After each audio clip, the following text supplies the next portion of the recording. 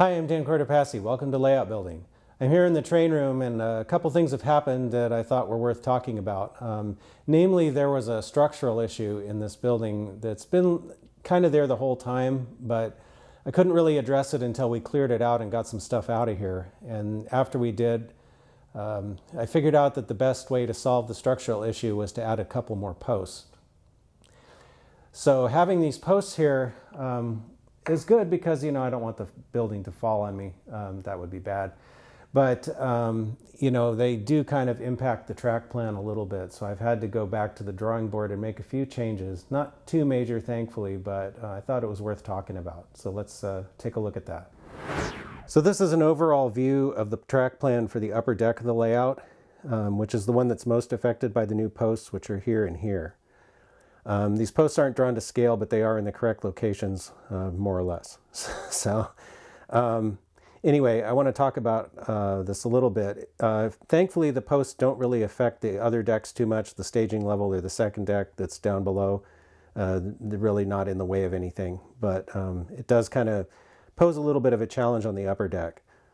One of the posts ends up in the Sparks industrial lead area, and I was already kind of not too happy with this design. My original intent was to model some of the industrial trackage that is actually in Sparks, but I didn't have room to do like a prototypical track arrangement, so I was just trying to capture the flavor of it in this kind of shortened area. This is about 9 feet total here from this wall to the edge of this post. So I was, I think it's too busy, basically. I'm trying to go for the industrial tracks that would serve a modern industrial park and just, go between buildings and, with some roads and other things in there. And I think there's too much track. It looks more like a freight yard than an industrial lead to me. And the other thing I didn't like about it, even without the post, is that to work these two spurs over here, you have to walk around and go into this aisle. And I was thinking, if I ever have op sessions and there's going to be, a number of people, most of them are going to be in these main aisleways working the main line or working the yards or something like that.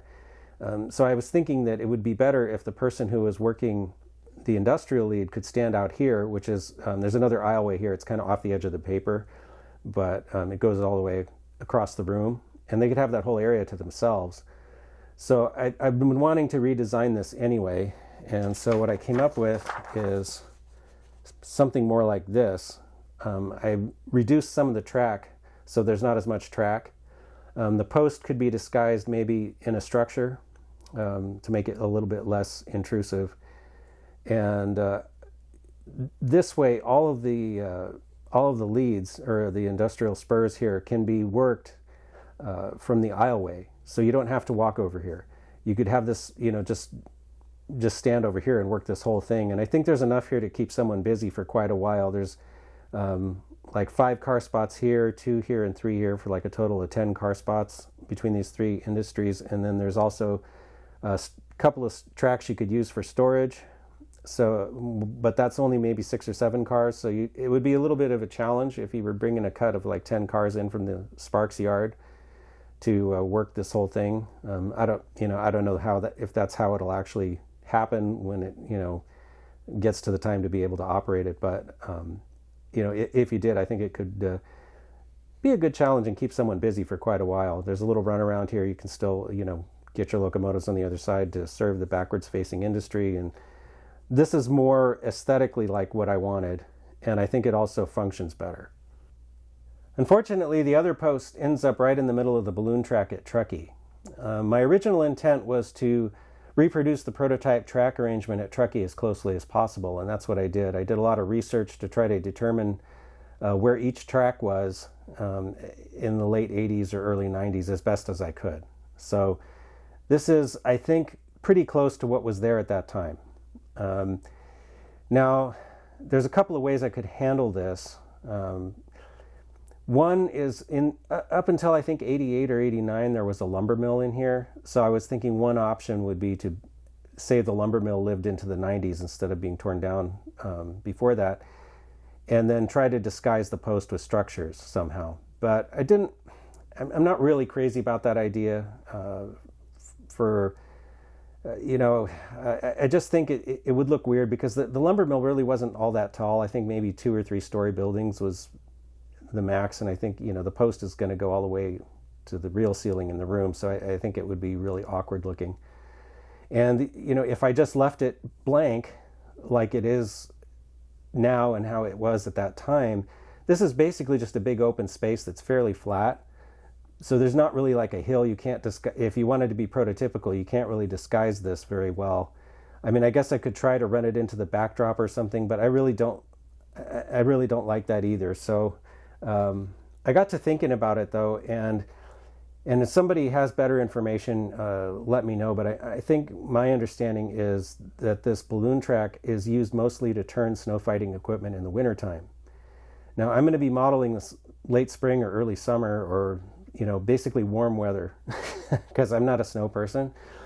So I don't think this is really going to be necessary. It's too small to turn a train.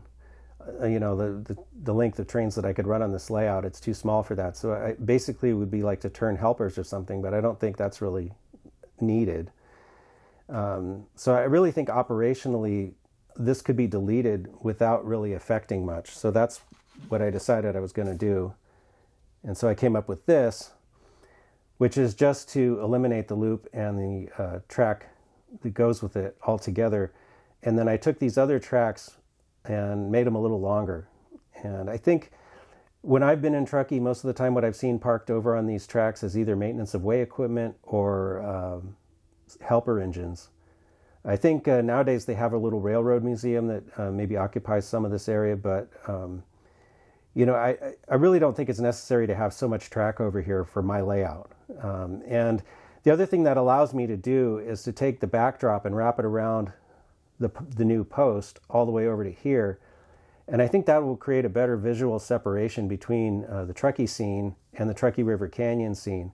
Because before, the backdrop would have had to have stopped like here somewhere, and you could still see all the way across the room if you were standing here.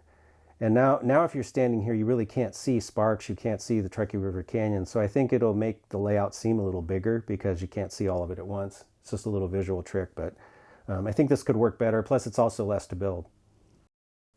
Going back to the old plan for a minute, another change that I made, because I don't need to have this lead to get into the loop at a reasonable angle, is with the new plan, I took Truckee and shoved it down a couple of feet this way. And I think that centers the town more on the peninsula. And I think that'll also help the layout seem bigger by increasing the, basically scenic run between Truckee and Norden. Because instead of having Truckee be like all the way over here, it now starts a couple of feet this way. And I know that doesn't sound like much, but I think visually it could make a difference in terms of how the layout looks. And I think it also just, rather than having to stand way down here to look at like the downtown of Truckee here, which is what this brown rectangle represents, it's a little more toward the center. So I think that could be pretty cool. This is kind of one of those situations I was kind of talking about in a recent episode of Dan's Backshop, where I said that model railroad kind of has to stand on its own as a holistic entity. And I think that's more important sometimes than a strict adherence to the prototype, because it really doesn't affect the layout very much to not have the balloon track. And I think it actually works better without it. So I think, having to put in the post was in a way a blessing in disguise, because I think it'll improve the scenery and it'll be just, less to build, less cost, and, I think it'll work better. One thing I'm pretty happy about is I got most of the drywall sanded out, so at least on this side of the room. And that means it's going to be ready for primer and paint fairly soon.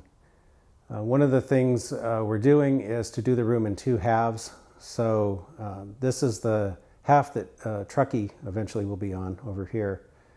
And we're going to try to finish this one out first and then go to the other side. And that's why we got plastic hung down the middle. We're trying to, keep the dust down because we got tools in all my trains and everything over there on the other side of this plastic. So although initially I wasn't too thrilled about the idea of having more posts in here, I think it might actually turn to be an advantage in some ways. I already talked about the track plan, but I was also thinking about the actual construction of the layout. One of the things I would like to achieve, since it's a multi-deck layout, is to have as few visible supports between the upper deck and the second deck as possible. I know probably in certain places I might not be able to avoid it, but where possible, I would really like to have it just be open. And so what I was thinking is, because these posts are in the middle of the peninsula, and the layout's basically going to come up one side and go down the other, I was thinking I could probably, well, I can't put this all the way over there because the plastic's in the way, but I could probably cantilever the benchwork, you know, like with pieces of wood, maybe similar to this, if they were attached in the center, and they'd be basically not sticking out this much, but, you know, like equal on both sides, and just supported in the middle.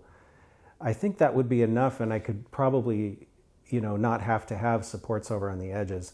So I think I might try to do that. I might end up having to run some kind of support down along the posts and then, you know, stack, you know, benchwork this way.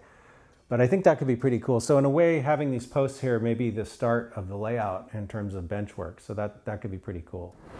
That'll do it for this time. If you liked the video, then please like, comment, share, and subscribe. It really helps. Stay tuned and thanks for watching.